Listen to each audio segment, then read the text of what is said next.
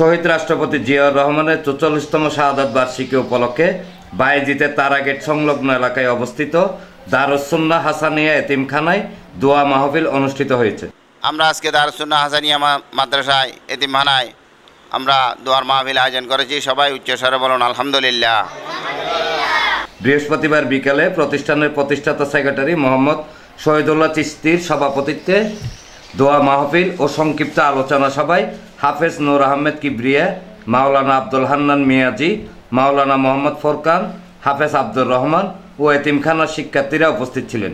মাহফিলে শহীদ জিয়ার রুহের মাগফিরাত কামনা করে মোনাজাত পরিচালনা করেন মোহাম্মদ শহীদুল্লাহ চিশতি। এনামুল হক লিটন, প্রগতি 24 টিভি।